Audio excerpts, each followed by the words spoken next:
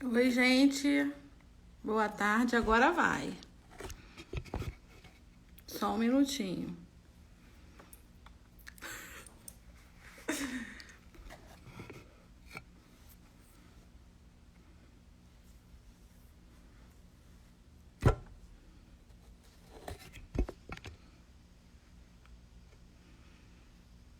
Boa tarde, gente. Só um minutinho, tá?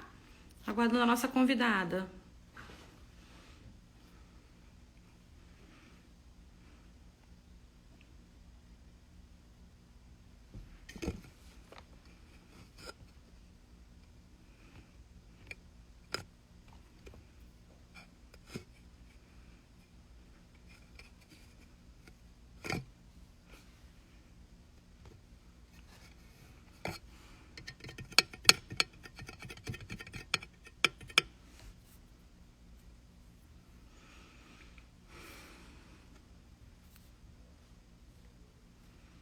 Boa tarde, Érica, Paula, Alessandra. Só um minutinho.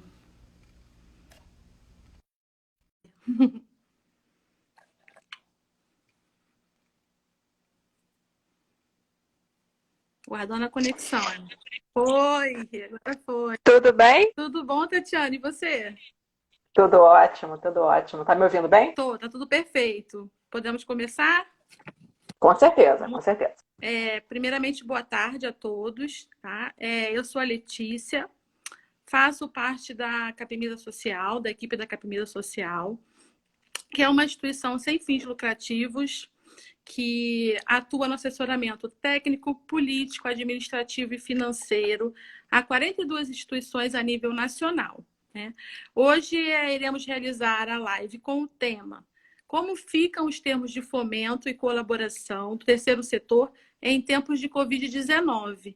E para isso, hoje a gente conta com a participação da Tatiana Bastos, ela que é advogada, mestre em História Social pela UFRJ e presidente do IDC, o Instituto de Direito Coletivo, certinho? Tudo certo? Perfeito, perfeito. Tatiana, de antemão já te agradeço por ter aceitado o nosso convite, tá? Em nome de toda a nossa equipe e da nossa presidente, a Janete Cerqueira, nosso muito obrigada. A palavra é sua, pode iniciar, fica à vontade. Bom, primeiro, muito obrigada pelo convite. A Capemisa Social tem sido uma grande parceira do Instituto de Direito Coletivo. É com muito prazer que eu estou aqui, né? E em nome do Instituto de Direito Coletivo, agradeço a oportunidade de falar de tema tão importante, né? O IDC possui um eixo temático referente a assessoramento também das organizações de assistência social, né? Então, nosso motivo de existir, né? Estarmos hoje aqui conversando sobre essas questões fundamentais para o terceiro setor, especificamente para o terceiro setor prestador de serviço de assistência social, né? Enfim, então, muito obrigada, Letícia, Alessandra, um beijo também à presidente da Capemisa Social. Obrigada. Eu acho que a gente pode começar, primeiro, Posso te interromper? Só um fique à vontade. minutinho, só Claro, claro. para a gente começar. Você poderia esclarecer para a gente a diferença entre o termo de fomento e o termo de colaboração? Com certeza. Vamos lá.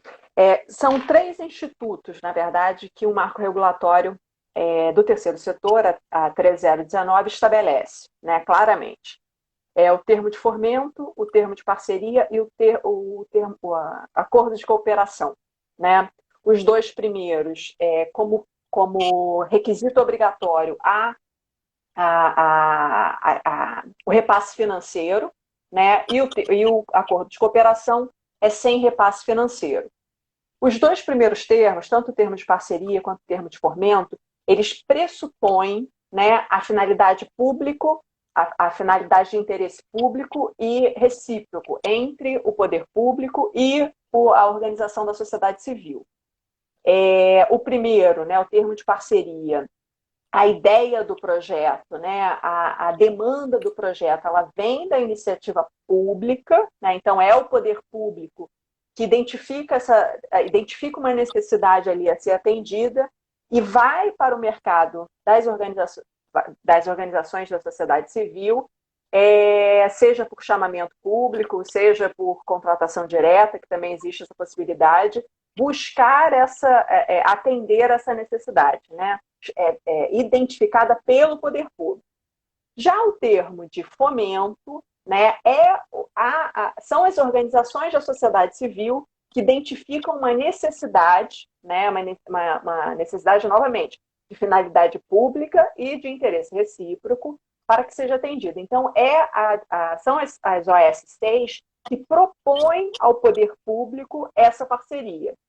Significa que a organização da sociedade civil propositora será necessariamente aquela que vai assinar com o poder público? Não.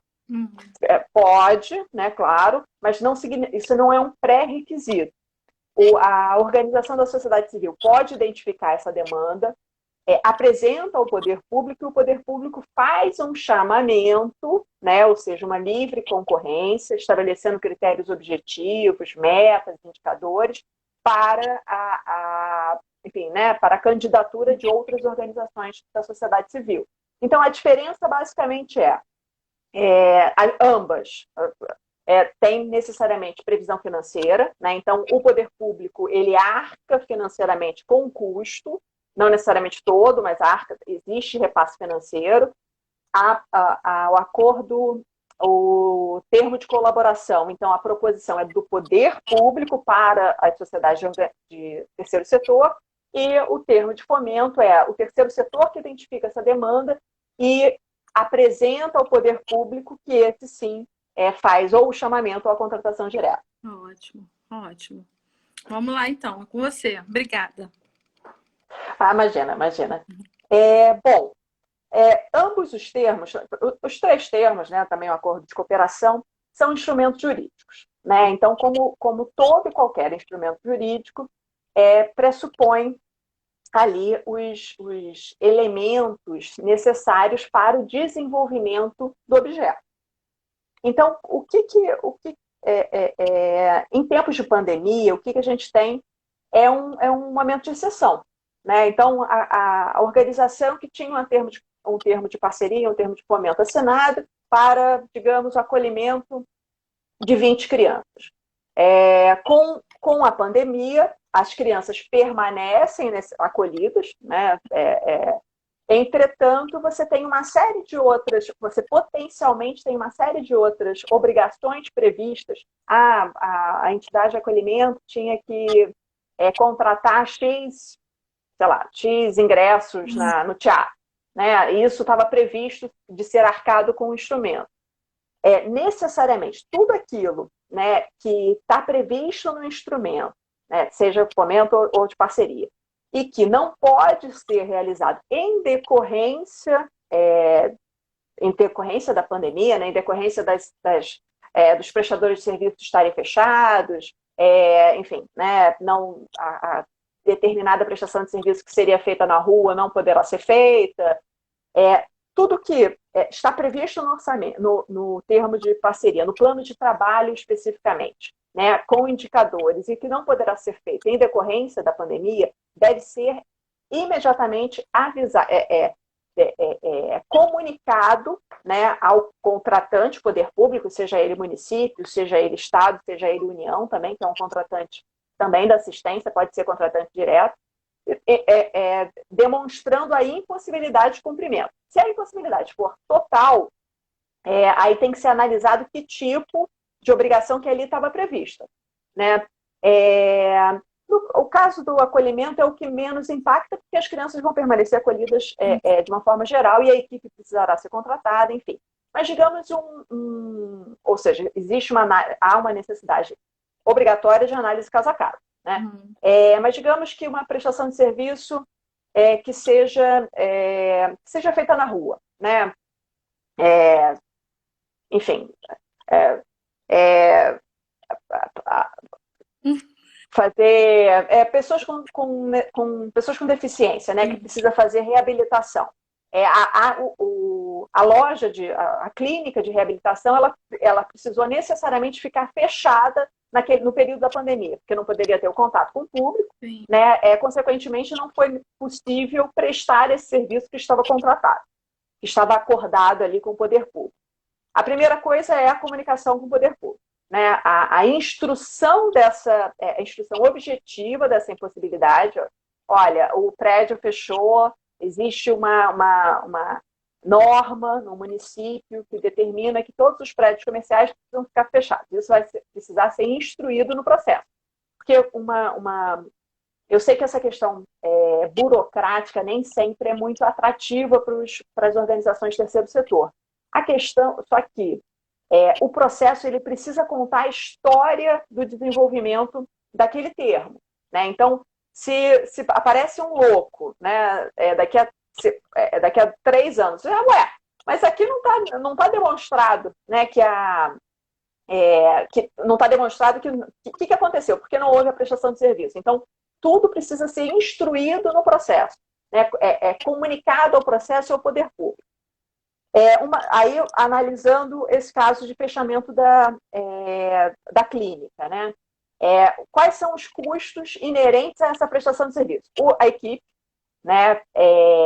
Os insumos, preços de aluguel, enfim. Se a entidade negociou, que também é completamente possível, né? Negociou com o locatário, disse, olha, esse período está fechado, então a gente vai precisar reduzir. Eu tenho um contrato com você de 12 meses, né? Geralmente, os contratos pessoas jurídicas são períodos mais longos, mas vamos pensar no período específico do termo, né? Eu tenho um contrato com você de 12 meses, eu vou ter que ficar 3 meses fechados em decorrência da pandemia, ou com uma previsão de fechamento de 3 meses, você tem que ter esse movimento de negociação, né? O locatário pode ou não concordar, né, em reduzir ou suspender a cobrança, enfim, vai ser, na verdade, uma negociação entre privados, né? A organização com o locatário. Entretanto, isso compõe o preço, né? Compõe o valor que a organização recebe. Você já fez essa negociação, já houve redução. A sua equipe, contratada por CLT, né? Muitas delas a gente sabe que não são contratadas por CLT, que são pessoas jurídicas, por prestadores de serviço. Mas também, de qualquer forma, tudo deve ser negociado. A partir do momento, né, que você negocia com essas linhas variantes do que você foi contratado para fazer, você comunica ao município, ao Estado, ao poder público que tem esse termo assinado. O poder público ele deve previamente ter duas ações, né? Primeiro, que essa pandemia não é só para uma organização, essa pandemia é para todos nós. Então, o conselho, que é o Conselho Municipal de Assistência Social, Conselho Municipal de Pessoas com Deficiência, onde tiver, né, essa separação entre os conselhos, a Secretaria de Assistência Social, ela enxerga todos os termos assinados, enxerga a realidade, né, a realidade que todos nós, inclusive as organizações da sociedade civil, estão passando. Já respondo sobre o acordo de cooperação. Então, o poder público, ele deve, isso é um dever do poder público, informar as entidades quais serão as ações, as atitudes que as organizações com termo assinado precisarão ter para o bom andamento dos termos, né? Isso é um dever do município, do Estado e da União. O segundo dever é o dever de análise dessas informações apresentadas, prestadas pela organização, né? Então, caberá ao poder público analisar, assim, olha, apesar da entidade não estar prestando o serviço por uma impossibilidade que não é exclusiva da entidade, todos nós estamos passando por isso, e isso está demonstrado, né? A entidade tem esse dever também de demonstrar. a administração, ao receber essa documentação e acompanhando a prestação de serviço, né, ou a não prestação de serviço, irá analisar quais foram as ações tomadas pela organização. Se for, né, um termo que seja impossível de permanecer vigente, né, olha, mesmo que a pandemia termine hoje, não é mais possível prestar esse serviço, né? Porque era um evento com data, era uma coisa episódica, enfim.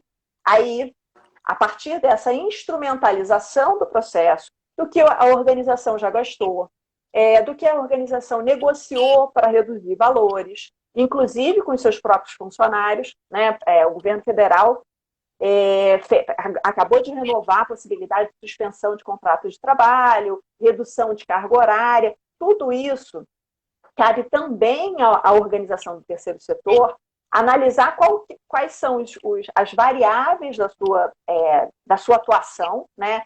Se o custo com pessoal, se custo com insumos, se custo com aluguel, enfim, eventualmente negociar ou pela suspensão ou pela redução de valor e apresentar isso ao poder público. Considerando que esse descumprimento, aí vamos colocar aspas, porque não é um descumprimento clássico, né? Que a organização simplesmente não cumpre. Não fiz, não quero saber e tal, não cumpre. Isso é um outro descumprimento e isso precisa ter uma fiscalização específica.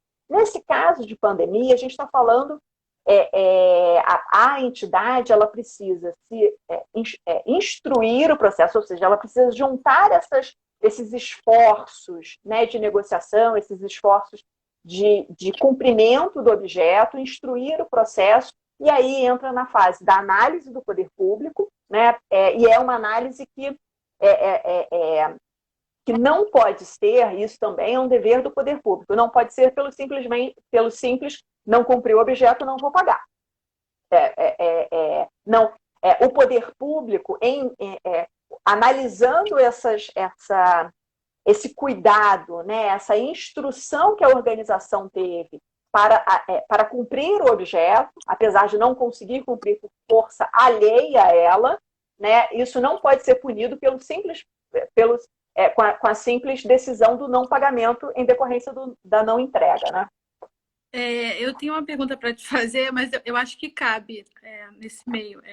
Assim, os planos de trabalho, os que já foram enviados antes da pandemia, eles então podem ser alterados? Sim, eles podem e devem ser alterados, mas sempre instruindo a justificativa. Nada acontece na administração sem justificativa, né?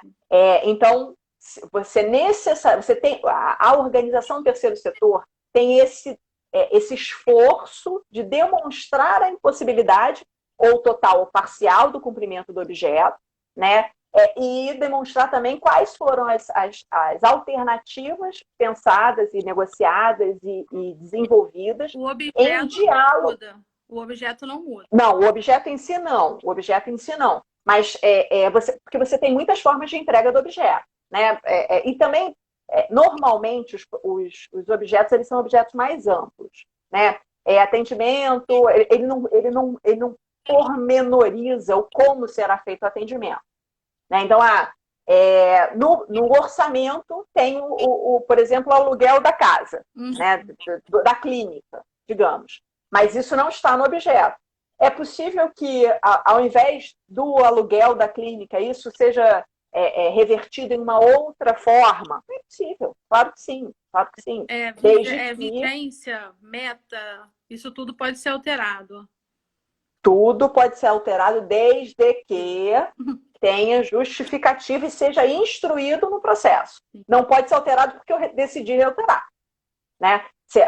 Isso é uma questão muito importante, porque o processo ele precisa dizer o que aconteceu, contar a história da prestação de serviço. Então, a gente precisa, ao pegar o processo, né, o poder público, ao acompanhar o processo, ele precisa instruir de todas essas variáveis. Ah, mas todo mundo ficou sabendo da pandemia. Sim, mas a pandemia na cidade do Rio de Janeiro é diferente da pandemia, né, no interior, aqui até no próprio estado do Rio de Janeiro. Né? Então, tanto o poder público tem esse dever de instruir o processo e também de dialogar com as organizações com termo assinado, com mais organizações também tem esse dever. Tá ótimo. Deixa eu ver aqui, tem uma pergunta. Quando o acordo de cooperação necessita de chamamento público?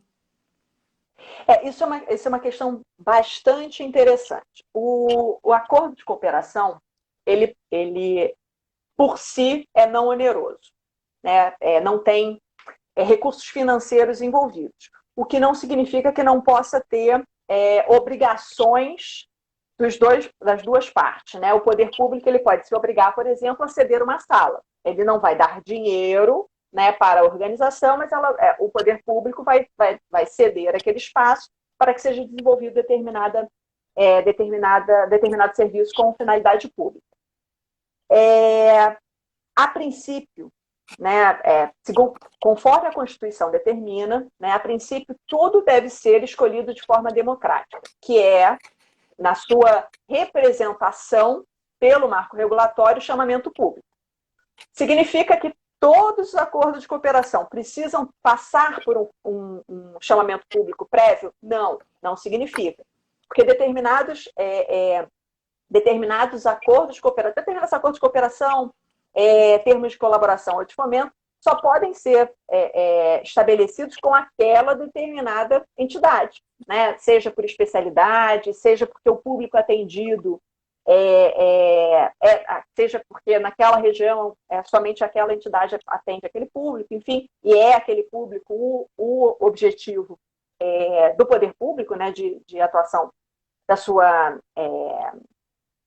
política pública, pode haver o estabelecimento de acordo de cooperação, de fomento ou de colaboração diretamente com a entidade sem o chamamento público. Mas a regra estabelecida pela Constituição Federal é de concorrência. Né? Então, o que isso significa que tem que ter oportunidade equivalente para os participantes. Sim, para tudo. Né? Então, o chamamento público é democrático e ele também tem uma questão que também é muito essencial, que são critérios objetivos de seleção. Porque essa entidade, não aquela, foi escolhida para determinada prestação de serviço. Isso é inerente ao poder público, é inerente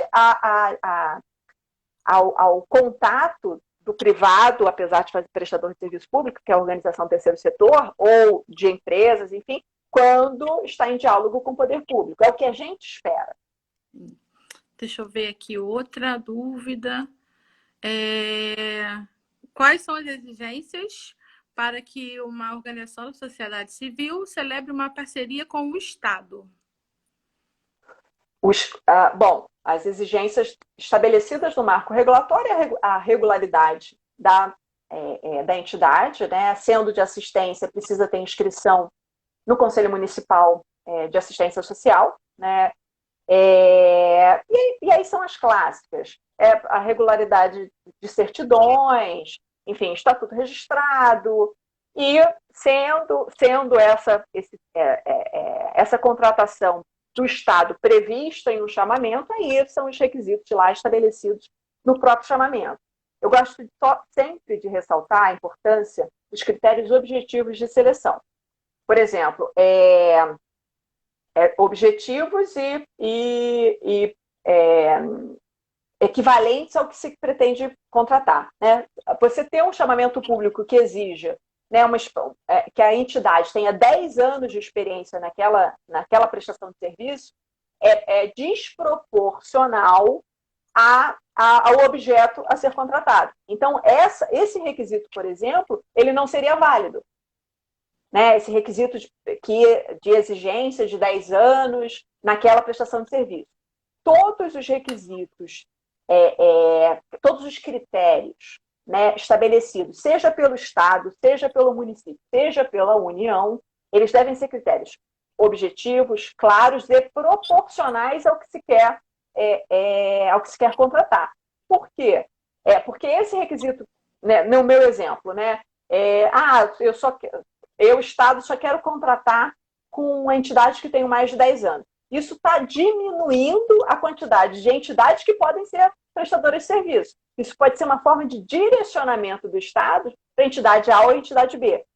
Então, até esses critérios objetivos estabelecidos, eles também são submetidos a uma análise constitucional da sua legitimidade, né? Porque, reafirmo novamente, toda contratação pública, por princípio, deve ser em livre concorrência, né? A exceção é a contratação direta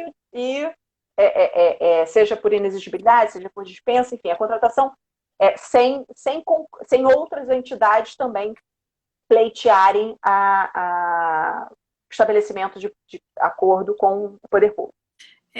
Outra dúvida que eu creio que muitas pessoas tenham, como eu, apesar de ter lido, né?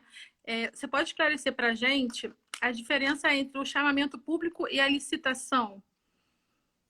Perfeito, perfeito. Bom, chamamento público é um instrumento previsto no marco regulatório do terceiro setor, né, na 13019. Como lógica, é a mesma, seria, em tese, a mesma coisa que uma licitação, que a licitação, na verdade, aí confunde, né? Sim, não, claro. A lógica dos dois institutos é a mesma, né? Só que um está previsto no marco regulatório, né, na 13019, e aí tem alguns requisitos obrigatórios para esse chamamento, e a licitação, por regra, está prevista na 8666, né, que é a Lei de Licitações. Existem outros instrumentos legais que também prevêem licitação. Por exemplo, a Lei do Pregão, enfim, agora de cabeça não, mas assim, a Lei do Pregão certamente. Então, os dois instrumentos, tanto quando se fala licitação e quando fala chamamento público, o que a gente está falando é concorrência. Concorrência não na modalidade de concorrência, mas concorrência entre mais proponentes, né, para o mesmo fim contratual, para o mesmo fim a ser estabelecido.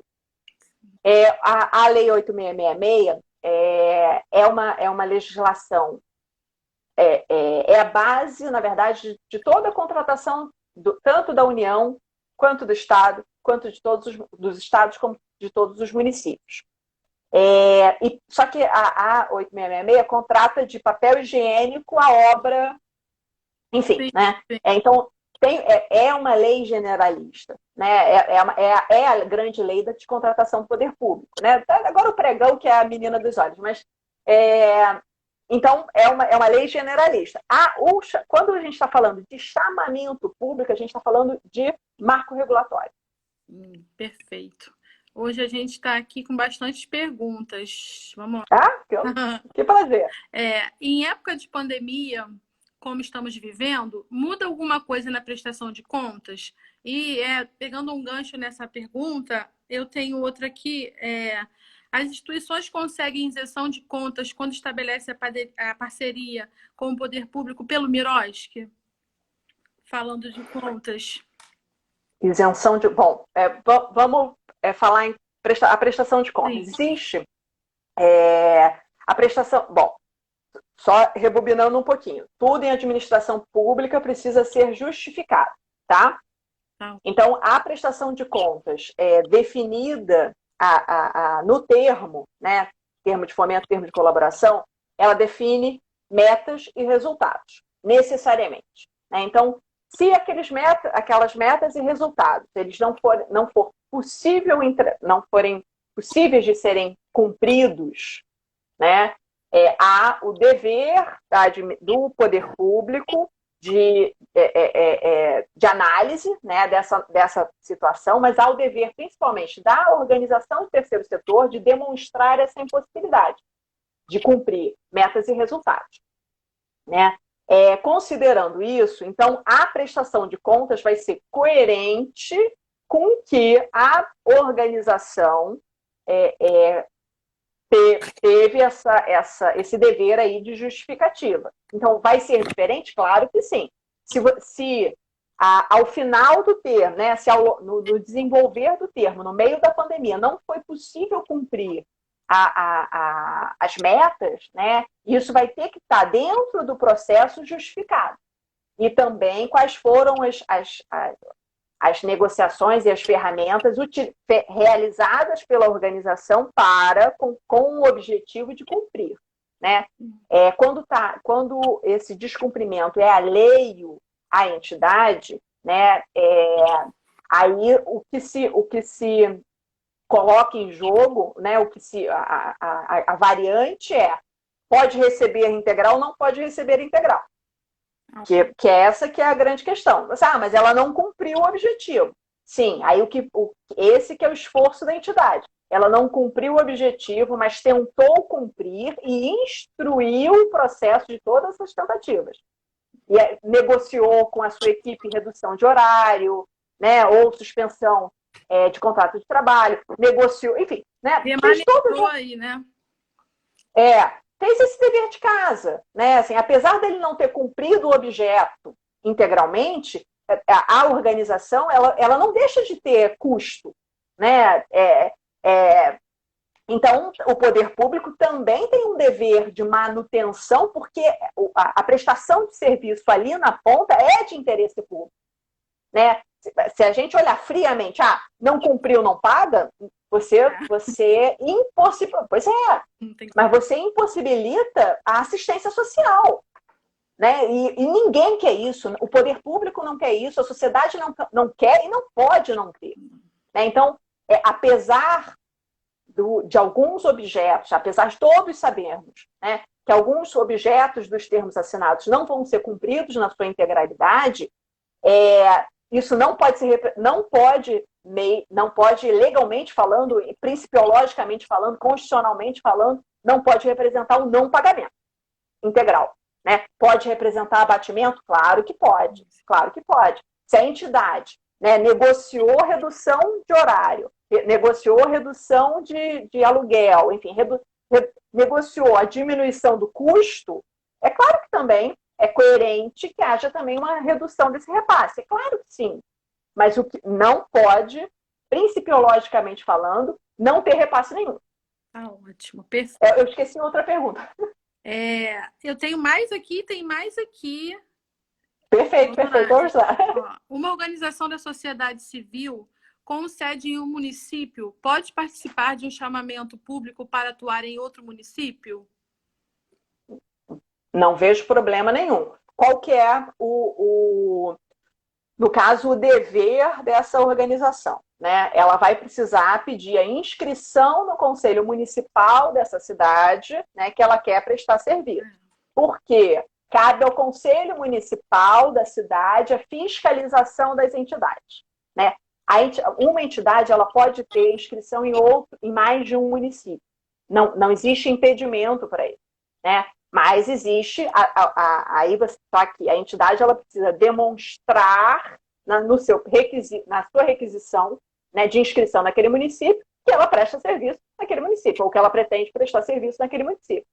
Né? Não são excludentes. Né? A entidade que presta serviço na cidade do Rio de Janeiro não pode prestar serviço, né, em Niterói, ou São Paulo. Né? Mas isso é em relação à fiscalização, a obrigação da entidade de pedir a inscrição no Conselho Municipal, porque a esse Conselho Municipal, daquele município que está contratando, caberá a fiscalização daquela prestação de serviço. Perfeito. Vamos lá. O marco regulatório, outra pergunta, possibilita uma atuação em rede, onde 2 ou mais OSCs possam participar do projeto? Mesmo que a responsabilidade integral seja da OSC que celebrou o termo de fomento. Olha, é interessante. O que acontece? Em princípio, não vejo impedimento. Só que são requisitos que vão ser estabelecidos no chamamento. Se o chamamento estabelecer a restrição, né, de subcontratação, no caso, ou restrição de trabalho em rede, né, se houver essa restrição no chamamento, aí, claro, né, que salvo se essa restrição ela foi excessiva, né, salvo se foi excessiva alguma ilegalidade ali pela restrição com intenção de diminuir a concorrência, salvo esse caso, não seria possível.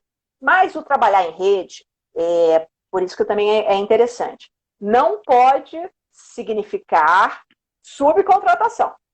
Né? Você não pode colocar a roupinha de rede para ser uma entidade que recebe dinheiro e só repassa, não faz nada.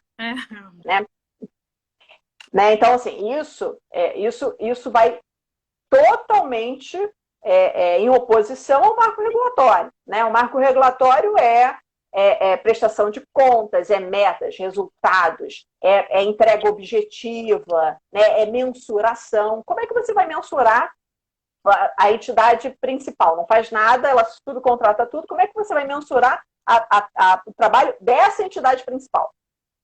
Mas, né, se não for uma forma de burlar o termo, mas se for de somar esforços, porque aquela região, por exemplo, existe uma notória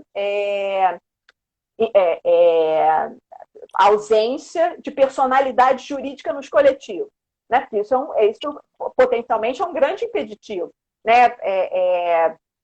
Digamos, existem grupos formados com objeto, tal, só que eles não são pessoas jurídicas. São grupos sem personalidade jurídica. Em muitas regiões, não só do estado do Rio de Janeiro, como no Brasil inteiro, você tem essas situações. Então, é possível que uma entidade com personalidade jurídica, consequentemente, com CNPJ, com certidões, com toda regular, ela trabalhe em rede, porque para fazer aquela prestação de serviço ali, só é possível fazer dessa forma. Né? Então, ali é coerente até com o objeto que ela está propondo. Sabe? Para atender enfim, né, os desassistidos indígenas. Né? Quantas organizações indígenas existem no país? Não sei, mas com certeza não é a mesma quantidade de associação de morador, né? Com certeza, né, numericamente falando. Mas o que não significa que naquela comunidade indígena não tem um coletivo ali instituído, consolidado, reconhecido, e que a partir do diálogo com aquele coletivo vai conseguir ter a prestação de serviço. Seja chegando vacina, seja chegando médico, enfim. Né? Isso é possível. Mas o marco regulatório, ele, como princípio, como estrutura, não possibilita a locação, né, assim, a sublocação de outras instituições e fica a entidade mãe, né, não fazendo nada e só recebendo dinheiro e repassando. Está ficando lá com percentual de gestão. A finalidade não é essa. Perfeito. Vamos lá para outra pergunta que eu separei aqui. Cadê? Como os repasses do SUAS podem chegar nas organizações da sociedade civil utilizando as regras do marco regulatório? Não sei se eu compreendi bem a pergunta, porque o marco regulatório ele estabelece os instrumentos, né? Seja termo de parceria, termo de fomento. Então, seria através desses instrumentos, né, previstos nele. O recurso, talvez, não sei se eu vou responder a outra coisa que seja diferente da pergunta, mas vamos ver se talvez seja essa a dúvida.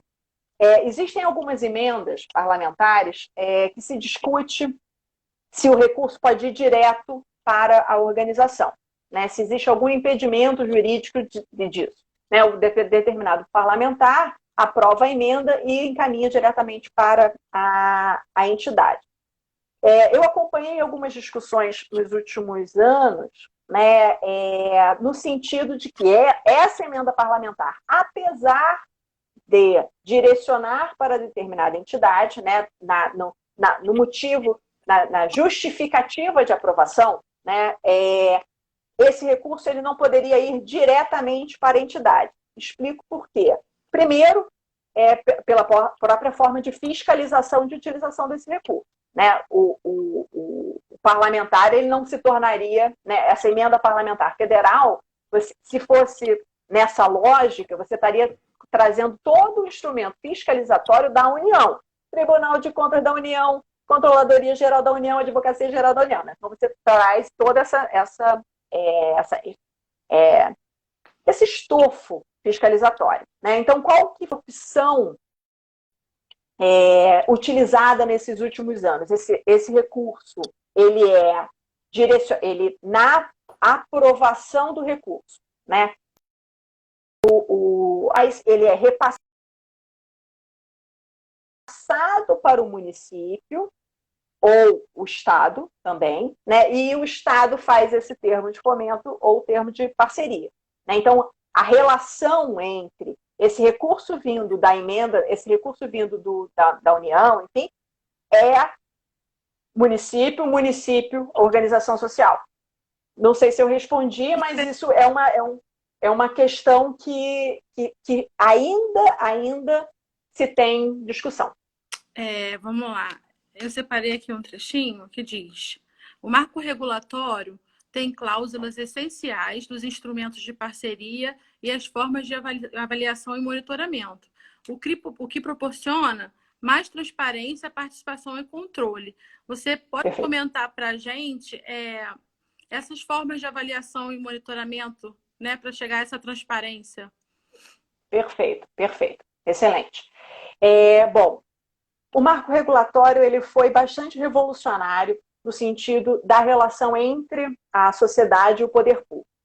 A gente sai, né, de uma relação quase como um favor do poder público de subsidiar essas prestações de serviço da sociedade civil, né? Assim, era como pelo amor de Deus, faz isso por mim, olha só como eu sou bonzinho, para uma relação de parceria e com papéis definidos, né? E essa definição de papéis é essencial para a boa prestação de serviço.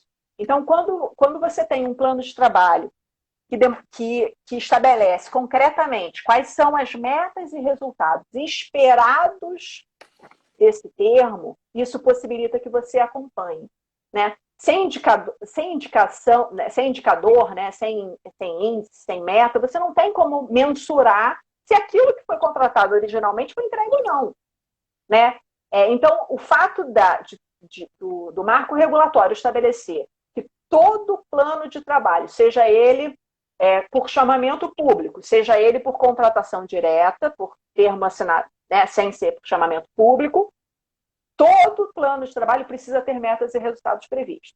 Você tendo metas e resultados definidos, você tem como acompanhar. E isso, sim, possibilita que você seja transparente. Porque, estou contratando aqui para erradicar a pobreza. Então, erradicar, poxa, bacana, todo mundo quer erradicar a pobreza, mas como você vai fazer isso? Né? Quais são os seus indicadores que que é esse objeto maravilhoso, que é a erradicação da pobreza, tem para a gente mensurar ao final não necessariamente final, né? Mas assim, periodicamente, se esse termo assinado para a erradicação da pobreza efetivamente foi feito. Especificamente em relação à transparência, o marco regulatório também foi bastante inovador, determinando obrigações para as próprias organizações em relação à transparência, né? Se eu não me engano, o artigo 11 da 13019 estabelece que toda organização da sociedade civil com termo assinado com o poder público é um dever, ou seja, é uma obrigação, colocar no seu site, né? Ou seja, primeiro precisa ter site, para você poder colocar no site, precisa ter site. Colocar no site, expressamente, o seu CNPJ, o objeto, o valor recebido, as datas da entrega da prestação de contas e as datas o resultado de avaliação dessa prestação de contas, o valor pago para a equipe, desde que com recursos públicos, ou seja, há necessidade de transparência do que se paga com recursos públicos, isso também é uma questão importante, razão social, CNPJ, enfim. Então, existe um mínimo de dados definidos pelo marco regulatório que antes não havia, né, essa obrigação, obrigatórios para todas as organizações que recebem recursos públicos, por dois motivos. Um, em decorrência desse acompanhamento necessário, e dois, porque são recursos públicos, né? Então, todo recurso público é inerente ao uso do recurso público à transparência. Se for recursos privados, né, um Itaú, enfim, né, uma fundação, privados, não há essa obrigação de transparência. Entretanto, a gente entende que são boas práticas, né, mesmo que o recurso não seja público, são boas práticas para a entidade dar divulgação, né, dar transparência em relação a isso, inclusive em relação às metas e aos indicadores. Perfeito. Tem outra perguntinha aqui. Quais são as regras de transparência que devem ser adotadas pelas organizações da sociedade civil? Acho que cabe, né? Segmento aí. Não, com certeza, com certeza. Recebendo recursos públicos, né? Recebendo recursos públicos, toda a entidade está submetida ao marco regulatório assinado pelo marco regulatório, claro, né? Está submetida às obrigações de transparência do marco regulatório. Eu não me recordo o artigo específico do marco regulatório, mas eu acho que é o 11, né? Então, qual que é o conteúdo mínimo de transparência? Valor total do contrato, o valor que já foi repassado, CNPJ, razão social, o nome e a identidade, né, da entidade, quem está contratando. Por que isso é importante? Porque o recurso pode sair do fundo de assistência, pode sair diretamente da secretaria, pode sair da Casa Civil, pode sair de uma série de rubricas de orçamento. Se sair do fundo de assistência, por exemplo, está submetido à fiscalização do Conselho de Assistência, o que é uma outra questão interessante também, que, por sinal, cabe aí um novo diálogo especificamente sobre os conselhos, obrigações dos conselhos que existem, né? É um bom tema para a próxima live. Então já vamos deixar marcada, porque é importante. A gente precisa se conscientizar também dos papéis dos interlocutores. Não é só cobrar, né? O conselho também tem dever. Certeza. E, como transparência, como eu ressaltei antes, se a equipe recebe recursos, se a equipe é remunerada com recursos públicos, também é obrigatório dar a transparência em relação a essa remuneração. Mas vai saber meu salário? Sendo de recursos públicos, sim. Outra perguntinha aqui. A análise de prestação de contas engloba a verificação do cumprimento do objeto e da execução financeira? Sim. Com certeza. Do objeto, com absoluta certeza, né? Essa é a inovação do marco regulatório. O plano de trabalho deve e não pode deixar de existir. Mas acontece, sim, mas está errado. Ele precisa prever metas e resultados, porque é isso que será aferido no desenvolver do termo. Então, e aí, em relação à questão financeira, né, por isso que eu falei assim, isso com certeza é a questão financeira, não. Porque é um pouco mais subjetivo.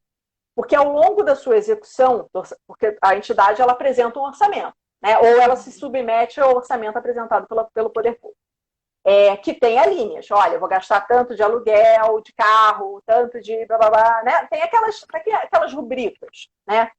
Essas rubricas, elas, diferentemente do que normalmente se fala, elas não são estanques, elas não são imutáveis, né? Mas, aí, batendo na tecla mesmo, tudo o que envolve poder público precisa ter justificado. Então, é possível você ter alteração de rubrica de orçamento? Desde que de forma justificada. Então, você antes de alterar, né, não é depois que altera, meu Deus, não. Antes de alterar, você vai dizer, olha, meu planejamento original previa isso, isso e isso.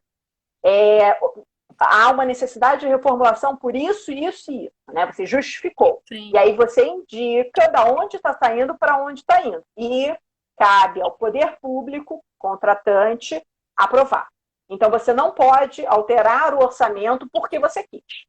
Né? Você tem que justificar o motivo dessa necessidade e submeter à aprovação do poder público. E uma vez aprovado, é isso. Aí cumpra-se o que foi determinado. Né? Perfeito, perfeito. Então, eu acho que é isso. Você quer acrescentar mais alguma coisa? É que o nosso tempo já passa rápido, né? Passa, é verdade. O tema é interessante, né? A gente conseguir se despedir, né? O tempo está acabando, infelizmente. Obrigada a todos que assistiram. Obrigada, Tatiana. Foi ótimo, como sempre, né? Em nome de toda a nossa equipe da Capemisa e da nossa presidente, a Janete, muito obrigada e até a próxima, né? Em breve.